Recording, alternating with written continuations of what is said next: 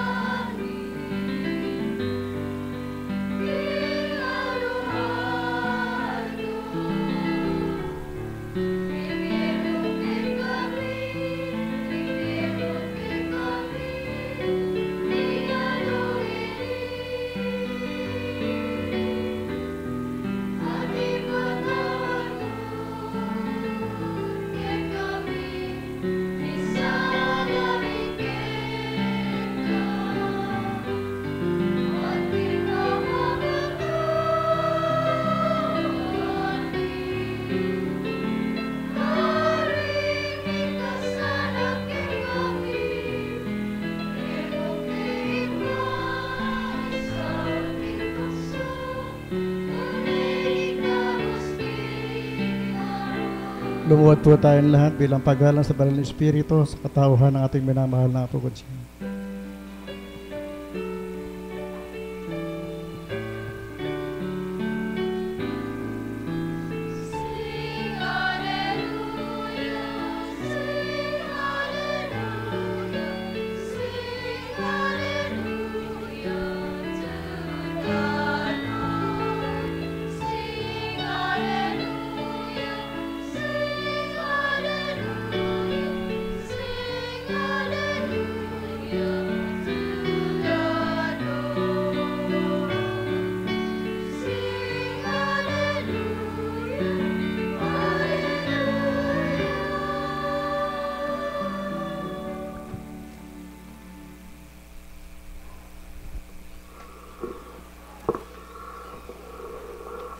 Sumainyo ang kapayapaan,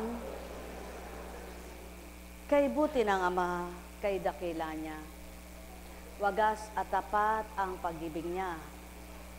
Dakilang walang kapantay noon ngayon at kailanman, hiwaga niya'y di matutumbasan ni numan. Di kayang tularan kanyang kapangyarihan, siya'y nagbabahagi naman kaninuman ng kanyang katotohanan at tuwirang katapatan, kaya't ang may pandinig ay nakarinig.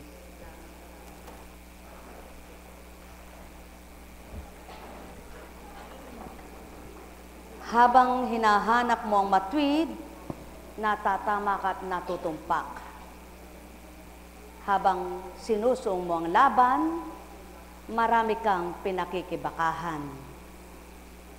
Anumang laban ang iyong sungin, kung minsan may kagibiguan, kung minsan ay may kasawian. Ngunit, hindi lahat ay kabiguan at kasawian sapagkat mayroon din namang tagumpay.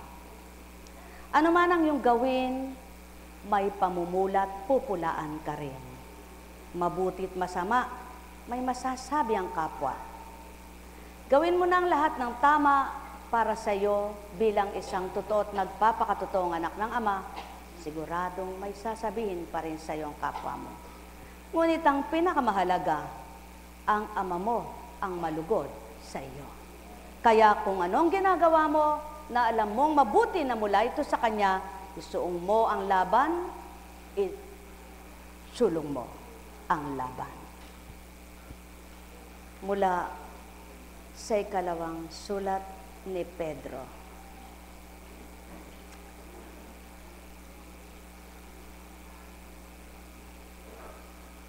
Tinanggap natin sa pamamagitan ng kanyang kapangyarihan ang lahat ng bagay na magtuturo sa atin upang mamuhay ng tapat sa Diyos. Ito'y dahil sa ating pagkakakilala kay Jesus na siya ring tumawag sa atin upang bahaginan ng kanyang karangalan at kapangyarihan. Sa pamamagitan nito, nangako siya ng mga bagay na mahalaga upang makaiwas kayo sa mapanirang simbuyo ng kahalayang umiiral sa mundong ito at makahati sa kanyang kalikasan bilang Diyos. Dahil dito, sikapin ninyong idagdag sa inyong pananampalataya ang kabutihang asal, sa kabutihang asal ang kaalaman, sa kaalaman ang pagsupil sa sarili, sa pagsupil sa sarili ang katatagan, sa katatagan ang kabanalan, sa kabanalan ang pagmamalasakit sa kapatid, at sa pagmamalasakit ang pag-ibig. Ang mga katangiang iyan ang kailangan ninyong taglayin at pagyamanin upang ang inyong pagkilala sa Panginoong Hesukristo ay huwag mawala ng kabuluhan at kapakinabangan. Ang sinumang wala ng mga katangiang iyan ay mistulang bulag na nakalimot na pinatawad na siya sa kanyang mga kasalanan. Mga kapatid, yamang kayo'y tinawag at hinirang ng Diyos, magpakatatag kayo at sa kalagayang ito upang huwag kayong manlupaypay. Sa ganitong paraan, kayo'y maluwag na pagpapasukin ng walang hanggang kaharian ng ating Panginoon na tagapagligtas na si Hesukristo. Maliwanag ang katotohanan. Hindi ka gagawa ng isang bagay kung isang kang taong may isipan na alam mong ikaw rin naman ang masasaktan at mapapahamak. Kung lahat ng ginagawa mo ay pinag-iisipan mo at alam mo makabubutit ikabubuti ng buhay mo at maging sa kapwa mo kung niloob man ng Ama na mayroong danasin ka, huwag pa ring ikalumbay at ikagupo ng pagtitiwala mo sa Kanya. Sapagkat siyaon ang magiging daan upang lalo ka pa niyang pagtibayin at lalo ka pa niyang palakasin. Palakasin sa pagtitiwala, palakasin sa paniniwala, palakasin sa pag-asa, palakasin sa Kanyang kapangyarihan. Sapagkat siya ang tunay na Diyos na kinikilala at nakikilala ng mga nagbibigay daan upang siya'y malubos na matanggap. Kung magkagayon, mga minamahal ko, ano ba kayo at sino ang Ama? Anong Ama at sinong Ama ang kinikilala nyo? Ama ba ng sanlibutan at ng kaharian? O Ama ng bagay na ang laman ng may kagustuhan? O Ama ng laman na laman lang kasarilinan ang pinaiiral? Kung magkagayon at Ama kayo, at Ama sila, Ama ang sinuman ng bawat Ama kumilala sa tunay na Ama, at ang bawat anak ay kumikilala sa tunay na Ama, makikita ninyo kung ano't sino siya sa buhay nyo. Sumayinyong kapayapaan, mga minamahal. Alalaumbaga, ang may pandinig ay nakarinig. Nekkaramaneyahana, nekkaramaneyahana, nekkaramaneyahana. Itaas nyo nga ang kamay ng gustong napapahiya. Wala. Itaas nyo nga ang kamay ng tuwang-tuwa kapag napapahiya. Wala. Itaas nyo nga ang kamay ng napahiya na hindi nahihiya. Wala. Subalit, kung kayo'y tumanggap na sa Ama, kailangang maranasan nyo yan. Mapahiya, ipahiya ng kapwa. Subalit, hindi kayo magagalit. Hindi kayo nagdamdam sapagkat wala kayong maramdaman na galit at pagdaramdam. Tama baga? Sapagkat, kung ang tunay na kaloob ng Ama ang nagahari sa puso at isipan ng sinuman, nung kang kapwa mo'y pinangalandakan ka at pinagsigawan sa mali mong gawa. Ngunit, ang Ama namay batid niya kung anong yung ginagawa. Tandaan ninyo, daratalang takda kung sino ang may ginagawang hindi tama at sino ang mapagpahiya, siyang mapapahiya sa madla.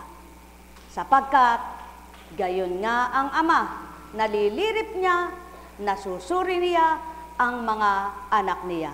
Kaya kayo, kung totoo kayo, ginagawa niyo yung totoo, matuwa kayo.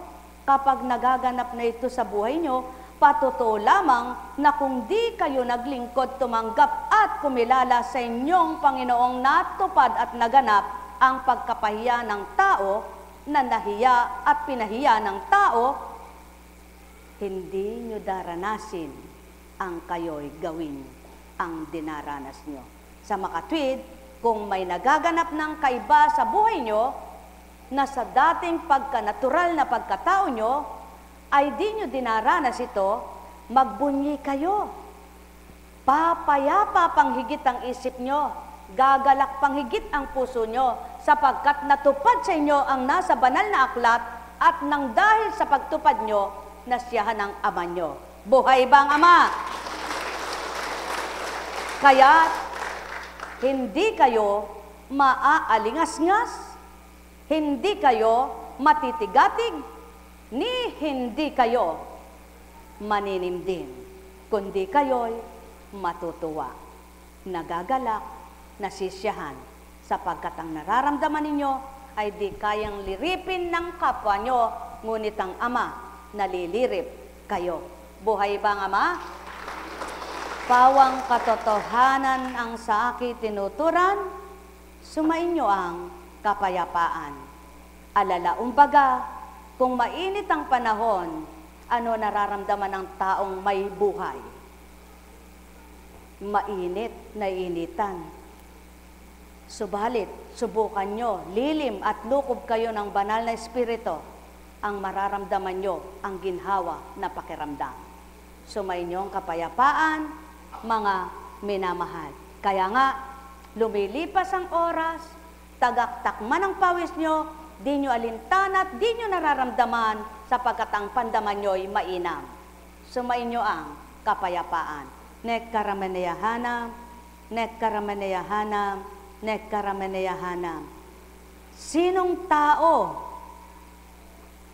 ang umutot na hindi sa kaparaanan ng Ama? Meron ba? Itaas ang kamay. Tandaan ninyo, kahit na ikaw ay kabag na kabag, at ikay di mautot, painumin ka ng gamot, kung hindi niya kalooban, ikaw pa rin mahihirapan. Subalit, kung kalooban niya, wala ka mang ininom, ikay pauututin, lalabas ang kabag mo. Buhay ba ang Ama? Ano baga ang ibig kong ituran? Kung anong nasa loob niyong katawan, siyang nakarababatid niyan. Kaya't kung ano ang inyong laman sa isip at damdamin, siyang nakatatalos niyan. Kaya't ang nais niyang palayain sa hindi marapat na kalooban, kung siyang mananahan, magagawa niya iyan. Buhay ba ang Ama? Paano ba ang buhay? Kaya nga't maliwanag ang pahayag ni Pedro. Tinanggap na natin sa pamamagitan ng kanyang kapangyarihan ang lahat ng bagay na magtuturo sa atin upang mamuhay ng tapat sa Diyos. Kung magkagayon, ang tumanggap ay naiiba, nabago at nagbago, sapagkat ang mahahayag na sa kanyang isip at damdamin, yaong natutunan niya sa pagtanggap niya sa kanyang Diyos na sinasamba. Buhay ba ang Ama? Kaya, kung may kapwa kayo na hindi naman kayo kilalang lubos, ngunit napakagaling magtiwala at maniwala sa mga pahatid-hatid na salita, at pagkatapos kayo ay gagawaran pagdaka ng kung ano-anong mga wika, magalak pa rin kayo, sapagkat siya hahatulan ng Ama, hindi ang hinatulan. Sapagkat ang taong may pagkilala sa Ama, bago matol sa kapwa niya, susuriin niyang mabuti kung tama salita niya. Ang may pandinig ay nakarinig. Mahal na mahal ko kayo. Tuwiran kong tinuturan, mahal na mahal ko kayo. Kaya lamang napapasama ang isang mabuting pananalita kapag masama ang isip at diwa ng taong tumanggap. Subalit, anumang masama kung mabuti na tinanggap ng isang mabutit nagpapakabuti, maganda pa rin na makakamtan niya sa sarili. Buhay ba ang Ama? Kaya sa inyong lahat, sumainyo ang kapayapaan. Nekkarameneyahanam, nekkarameneyahanam, nekkarameneyahanam. Kaya nga't maliwanag, dahil dito, sikapin ninyong idagdag sa inyong pananampalataya ang kabutihang asal. Sa kabutihang asal, ang kaalaman. Sa kaalaman, ang pagsupil sa sarili. At sa pagsupil sa sarili, ang katatagan. Kaya nga, nakakamtan, tinatamasa at matatamasa ng taong tumanggap na totoo ang mga layunin ng Espiritu sa kanyang katawan upang ito ang masunod at tupdin, yamang pinatay na ang kanyang katawang pandama. At nang ibabaw na ang Espiritu niyang binuhay ang pandama ng katawang naiba at naiiba na. Buhay ba ang Ama? Kaya nga, ang katatagan ay kabanalan sa kabanalan, ang pagmamalasakit ay natatanggap. Mga kapatid na minamahal, ano nga ba ang pagmamalasakit na sinasabi kung walang pag-ibig? Subalit, napapatotohanan ang pagmamalasakit na totoo kapag may pag-ibig ang nagmamalasakit sa kapwa niya. Buhay ba ang Ama? Katotohanan ng sa akin tinuturan, hindi lahat ng sinasabi ng tao sa kapakanan ng maraming kapwa-tao. Tama, maraming magsusulputan na bulaang propeta, bulaang saksi, at bulaang manggagawa. Subalit, ang tunay na totoo at kumikilala sa Ama at takot na mapagharian ng kaparusahan, kailan may hindi niya gagawit pipiliin ang kabulaanan. Buhay ba ang Ama? Kundi gagawin niya ay katapatan at susunod siya't tatalima sa totoong layon at nasa ng Ama. Kaya't ang may pandinig ay nakarinig. Kaya nga't mga kapatid, yamang kayo tinawag at hinirang ng Diyos, magpakatatag kayo sa kalagayang ito upang huwag kayong manlupaypay sa ganitong paraan. Kayo'y maluwag na papapasukin sa walang hanggang kaharian ng ating Panginoon at tagapagligtas na si Heso Kristo. Ang may pandinig ay nakarinig. Yamang kayo'y naririto, mga anak ng Amang napili sa laksang bilang ng mga anak niya. Tantuin nyo at bulayin ang narinig nyo at nawa sa isip nyo'y mapagnilay-nilay ito. Sa gayon kung papaanong layunin ninyo't adhikain na di lamang pangkatawan ang dapat nyong nasahin na kagaling ay kamtin, makamtanawa ninyo ang kagalingan ng kaluluwa at katawan. Sumainyo ang kapayapaan, mga minamahal. Nekkarameneyahanam, nekkarameneyahanam, nekkarameneyahanam. Nang panahon ng Kristo, sapagkat hindi naunawaan ng mga taong tumuligsa, humatulumusga ang kanyang gawa, marami ang nagsalita at hinanapan ng kamalian, hinanapan ng maipaparatang, maibibintang at hahatulan ang gawa niyang kay Inam, na hindi naman dapat mali ang nakita, kundi ang mabuti. Subalit nga yan ang patotoo, may mga nagpapalagay na mabuti ang gawa at pinapalagay nila ang kapwa nila ay mali. Subalit sino nga bang tunay na hukom at tunay na hahatol? Tanging Diyos Ama lamang. Sumainyong kapayapaan, mga minamahal. Ang mahalaga, Ikaw na anak ng amang kumilala at tumanggap sa Kanya, di ka na bahala, di ka na tigatig, di ka nagiyagis sa iyong nakita at nasaksihan, sa iyong narinig at dadama, pagkat ang ama mo, siyang iyong kinikilala. Pagharian kayo, nekkarameneyahana, nekkarameneyahana, nekkarameneyahana. Buhay bang Diyos? Mga minamahal ko, na naririto sa oras na ito, at araw na ito, at sa oras pang mga lilipas hanggang mamaya, tamang gawin ninyo ay magsuri nga kayo. Huwag pagdakakarakay tatanggap kayo. Maging ang isang apo kung singay suriin ninyo. Huwag pagdakakarakay maniniwala kayo. Kailangan ding may pandama kayo. Kaya sa oras na ito'y sumuri na kayo kung huwad at bulaan si Apo Kunchi. Nang sa gayon, kayo mismo, kung ang nadarama ninyo'y mabuti, nakadama kayo ng mabuti, makikinabang din kayo sa mabuti. Kaya't kung ang nararapat ninyong makita at madama ay Ama, dapat inuunawa nyo ang mga aral at salitang mabubuti. Buhay bang Ama? Kaya't sa inyong lahat, sumainyo ang kapayapaan. Alalaong baga, mag-aral man ang mag-aral ang tao, kung ang pag-aaralan niya ay pangsanlibutan, hindi pa madadamay ang kanyang kaluluwa sa kaligtasan. Ang katawan niya lang ang nililigtas sa gutom at kawalan. Subalit ang kaluluwa niya ay hindi kailanman. Ngunit at pasubali kung ang pag-aaralan mo kung paano ka matututo ng gumawa at tumupad sa tama at marapat kasama ang kaluluwa mo sa kaligtasan. Sapagkat matalino kang iginagawad mo, pinaglalaanan mo ang kaligtasan ng iyong kaluluwa. Sapagkat sa buhay dito sa lupa, ang may gusto sa iyo tatanggap kahit hindi tama at totoong ginagawa mo. Ngunit ang Ama, alam niyang totoo, alam niyang hindi totoo sa mga anak niya.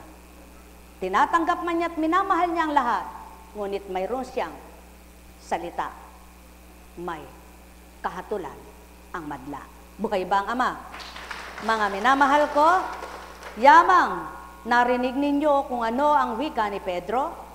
Nawa sa pamamagitan nito, nanangako na sa mga bagay na mahalaga upang makaiwas kayo sa mapanirang simbuyo ng kahalayang umiiral sa mundong ito at makahati sa kanyang kalikasan bilang Diyos.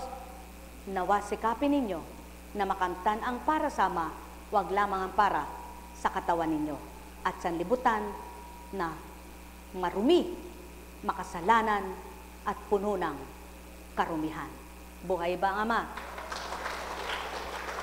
Isa lamang ang tinatala at tinatakda na ito na natandaan, na pinahayag sa mensahe sa Facebook.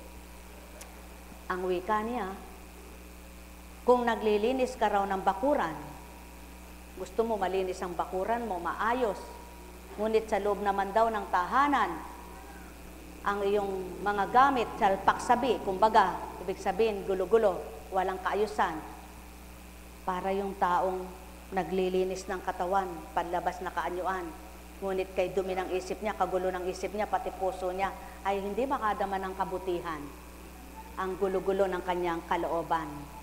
Sirang-sira ang kanyang pag-asa, walang-wala siya sa katotohanan. Mga minamahal, walang pinatatamaan sa inyong lahat, kundi yaon ay pawang katotohanan. At wala ring parurunggitan sa inyo, kundi yaon ay totoong salita na nagaganap sa lupa. Hindi baga, sapagkat may mga taong gusto kinis na kinis ang bakuran nila, kinis na kinis, walang damo. Subalit, kitang-kita mo naman kung paano ugali. Buhay bang Ama? Ano ang ugali? Madamot. Pahingi nga po ng ganon. Ay naku eka, hindi pa pwedeng pitasin. Pahingi nga po eka ng ganyan. Ay naku eka, liliit ang mga bunga ng aking puno. Pahingi nga po eka ng ganon. Ay hindi eka, pinamimigay. Yung pala gusto ibenta. Paano kung yung kapwa niya ay walang pambili? Dahil ba dun sa Gusto niyang kumita, hindi niya maibibigay na tinubo lang ng ama yun. Siya ang nagtanim, pero siya ang nagpatubo. Tao nagtanim, ang ama nagpatubo. Kahit lahat ng talbos ng kamote mo, ibigay mo na lahat yan, huwag ka lang magkasakit na tulad ng nanghihingi ng nagkasakit, di ba ga? Kahit lahat ng dahon ng halaman mo, may pamigay mo at pinakinabangan ng kapwa mo, wag lang ikaw may sakit na tulad nung nanghihingi, di ba? Mas maganda. Kaya lamang, mahalaga pa ang bunga kaysa doon sa kapwa niyang makikinabang na ikagagaling ng hihingi niyang dahon o sanga. Buhay bang Ama? Kaya, nasaan ang kalinisan ng isip mo? Nasaan ang kalinisan ng puso mo? At nasaan ang pag-ibig mo? O sige, malinis na malinis ang bakuran mo. Makinis na makinis, pati tahanan mo. Puso mo na may marumi ang laman. Kalugod-lugod ka ba sa Ama? Mga minamahal, sadyang kay buti ng Ama. Napakabuti niya. Ang tunay na nais niyang luminis ay ang puso't isip ng tao upang sa gayon, maibigay ang tunay na pagmamahal sa kapwa-tao. Buhay ba ang Diyos? Tapat ba ang Diyos? Kaya, magalak ka kung nagtanim ka sa bakuran mo ng mga bagay na alam mong gamot ito. At pagkatapos ay napapamigay sa kapwa mo tao. Ang bawat binigyan mo, tandaan mo, pinakinabangan niya at nakinabang siya, makikinabang ka rin sa Diyos Ama. Buhay bang Ama? Kaya, hindi nag-iisip ang tao. Ano ba, kung mapamigay ko lahat yan, ano ba, kung maubos lahat yan, wag lang ako magkasakit tulad ng nanghihingi na yon. Buhay bang Ama? Ngunit sa tao, iba. Aba eka, inubos mo na, tinanim ko. Hindi pa siya nagpasalamat kung nakapamahagi siya at naubos man, nakinabang naman ang kapwa niya. De magtanim ka uli. Buhay ba ang Ama? Kaya lamang may mga tao gusto pang makinabang ang siga. Ang malaglagan dahon at matuyo at sigaan. Gusto pang makinabang ang uod. Ang kainin ng uod ang dahon at mga laglag at magkapantal. Ang mauod at mahiga. Buhay ba ang Ama? Kaya nga, sa isip at damdamin, kapag amay nananahan, ang di mo kayang gawin ay makakaya mo man din sapagat ikaw ay pinaghaharian ng malinaw at malinis na pag-iisip, kaya't naituturo sa iyo ang mabuting marapat mong gawin. Buhay ba ang Ama? May mga tao namang walang pakialam sa kapwa-tao, basta kumita lang. Pakatandaan ninyo, habang naghahabol ka ng sasakyan, nagumugulong at tumaandar, mapapagal ka. Habang may makina, ang sasakyang umaandar na hinahabol mo, hindi tutugot yan. Ikaw sigurado, manghihina na. Buhay ba ang Ama? Ano ba ang ibig kong sabihin, mga mahal ko? Kahit anong gawin mong humabol sa may lakas ng higit na lakas sa iyo, hindi ka makakapantay sa Kanya. Kaya nga, ang wika ng Ama, huwag niyo akong pantayan, kundi ako'y tularan sa mabuti kong layunit at hangarin upang magpantay tayo sa pagmamahal. Ngunit magmithi kayong bahaginan ko't mabahaginan ng aking lakas at kapangyarihan upang magawa niyong hindi niyo makakaya bilang tao at matupad niyo naman ang layunin kong magkaisa kayo. Sumayin niyong kapayapaan, mga minamahal. Nekkaramaneyahanam, nekkaramaneyahanam, nekkaramaneyahanam. Buhay ba ang Diyos? Tapat ba ang Diyos? Totoo ba ang Diyos? Aba, halimbawa,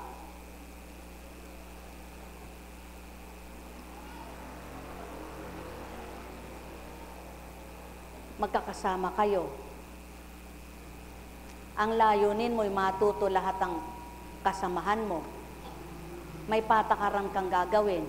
O sige, pag hindi ka nag-English, ang salita natin puro English. Pag hindi ka nakapag-English, magmumulta ka. 5 piso kada hindi ka makapag-English. Oh, sa palagay mo, makatatagal yung ayaw mag-aral ng English? O titigil siya? Dahil panghihinayangan niya yung pera niya kaysa sa matuto siya. Di ba ga? Ano ba ga ang ibig kong ituran? Kung gayon ang damdamin ng kapwa nyo, hindi nyo mapipilit yan. Subalit, kahit wala ang multa, kung gusto niya, magsisikap siya. Buhay ba ang Ama? Kaya tulad ng pagparito nyo, wala mang patakaran na magbigay kayo, magbigay kayo, magbigay kayo. Kung tunay na ang Diyos nang nasa inyo, ibibigay nyo na ang puso nyo. Sapagkat, kung madarama nyo ang Ama, ang sinasabi niyang magbigay kayo, hindi bagay ang layunin niya, kundi puso nyo ang ibigay nyo sa Kanya. Ibigay nyo ang bahaging kaloob na liwanag na nakamtan nyo at nabahagi sa inyo para nang sa gayon, ang kapwa nyo nadidimlan at may dilim, makapagliwanag ding tulad ng kinamtan nyo upang mga tuto ang lahat ng kapwa-tao sa hindi man pinwersa, sa hindi man pinilit, sa hindi man patakarang hindi kayang gawin ng tao, makakakuha pa rin ng mabuti ang Ama sa mga nagnanasang matutunan ang aral niya. Buhay ba ang Ama? Kaya sa inyong lahat, sumainyo ang kapayapaan. Buhay ba ang Diyos? Tapat ba ang Diyos? Dakila ba ang Diyos? Totoo ba ang Diyos? Kung inyong pagninilayan, noong unang panahon, grade 6 pa lang ang tao nakakapagturo na. Ngayon, nakapag-aral na ng teacher, hindi pa rin makapagturo. Sa dami naman ng tuturuan. Bakit? Sa dami ng patakaran. Buhay ba ang Diyos? Sa dami ng gusto at patakaran ng eskwelahan. Ngunit, tandaan ninyo, pag umiral ang palakasan, wala man yung kriteria ng tao na yon sa gusto ng eskwelang yon, dahil gusto siya at malakas siya doon, tatanggapin siya. Sa Diyos, hindi pwede ang palakasan. Kahit na sabihin mong malakas na malakas ang Ama mo sa Kanya, hindi niya pwedeng ipakiusap sa Kanya, na Ama, ang anak ko nga pong ito ay dalhin mo doon sa kaharian mo. Malamang nadalhin niya kung mabuti siya. Ngunit, kung ang ginagawa niya ay lisya sa Kanya, tinubos man ng Kristo ang tao, at kung totoong tinubos nga't nakapagtubos, dapat naman sundin mo, hindi basta ililigtas ka lang at naligtas ka nga sa masama mo mang gawa. Pagka ganun ang patakaran, wala nang magnanasang maglingkod ng mabuti, at wala nang magpapakasakit, magsakripisyo, pare-parehas pala. Tama, si Magdalena, santambak ang kasalanan, pinagbili ang katawan. Subalit, kaya siya pinatawad, nadama niya ang Kristo at nagbalik loob siya. Gayon din ang pusakal, na nung oras na yon ay nakapakong tulad ng Kristo, nang sumukot magsisi, noon din pinatawad, sapagkat wala nang pamamaraan para magsisi siya dahil oras na nang papatayin siya ng oras na yon. Ikaw may sentido kumun ka. Ba't gusto mo kung sa oras pa lang ng kamatayan mo, doon ka manghingi ng tawad, papatawarin ka rin pala? Ba't hindi ka pa magbago habang malakas ka para malasap mo ang ginhawa at galak na ibibigay ng Ama sa'yo? Yamang siya'y mabutit, butihing Ama mo. Bakit hindi mo pagawin ang ikabubutit makabubuti na mararamdaman mo kung paano siya magmahal at kumilala sa'yo? Hindi yaon kung kailan ka lang mamamatay, tsaka ka mahihitawad, patatawarin ka rin. Ang tao literal na binabasa, literal na pinahahayag, tama, patatawarin ka nga. Ang tanong, ano naman ang iyong napala sa pagpapatawad niya sa'yo? Tamang pinatawad ka, ngunit at pasubali bilang nagkatawang tao at katawang tao ka dito sa lupa. Hindi kayo nagkaugnayan ng ibinabang nagkatawang tao at ng katawang binabaan. Buhay bang Ama? Kaya, kung sinusunod ng tao ang salita na ito, maliwanag, tinanggap na natin sa pamamagitan ng kanyang kapangyarihan ang lahat ng bagay na magtuturo sa atin upang mamuhay ng tapat sa Diyos. Kaya't kung tinanggap mo na ang lahat upang makapamuhay ka ng tapat sa Diyos, ano pang hinihintay mo para masabing, gusto ko pa ng iba, samantalang ibinigay na nga sa'yo nang kilalanin mo ang Ama at Kristo. Buhay bang Ama? Kaya, ito'y dahil sa ating pagkakilala kay Jesus na siya nating tinatawag at tumawag sa atin upang bahagina ng kanyang karangalan at kapangyarihan. Kaya nga, magalak kayo, magbunyi kayo, magpasalamat kay Ama kung maaga kayong natawag at nakakilala na buhay pa kayong may pagkakataon at pagkakataon pang magagawa nyo na maipadama ng Ama at mapadama nyo sa Ama ang pagmamahal niya para maipadama nyo rin sa kapwa nyo. Buhay bang Ama? Mga minamahal ko, masaya ba kayo? Buhay ba ang Diyos? Dakila ba ang Diyos? Tapat ba ang Diyos? Nang dahil sa pag-ibig, kaya may gawain na tinindig. Nang dahil sa pag-ibig, wag kayong magitla, talagang ganyan. Nang dahil sa pag-ibig, Ama ay nagbigay ng tamang sandigan, tunay na kaligtasan. Yaon ay ang katawang nagkatawang tao. Jesucristo ang pangalan sa mundo. Nang dahil sa pag-ibig, Ama ay nagbigay ng mga panuntunan, batas niyang dapat sundan, upang ang kikilala ay siya'y ganap na mararamdaman sa kalooban.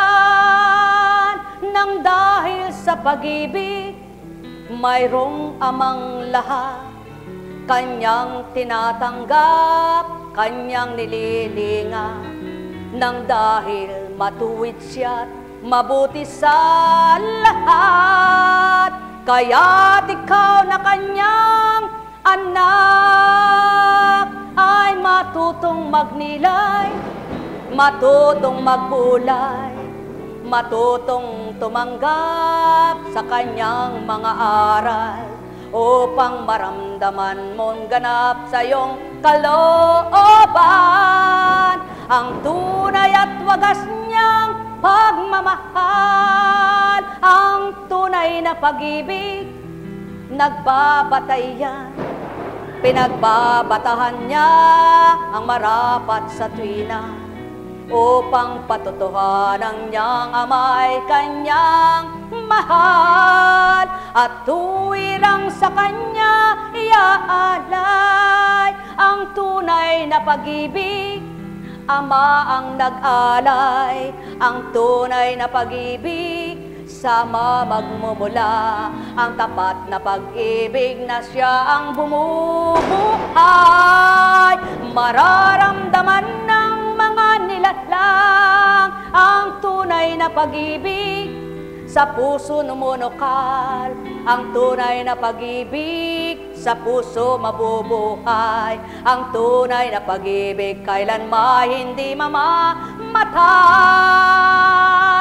Pagkat ang may buhay kailanman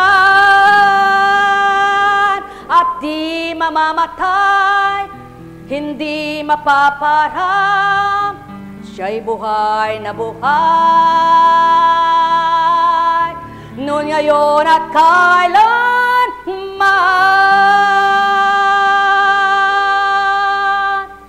Pag-ibig niyang alay, pag-ibig niyang bigay, kung sa puso nunukan,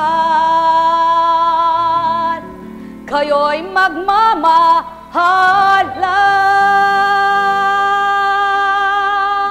Nekarameneyahanam, nekarameneyahanam, nekarameneyahanam.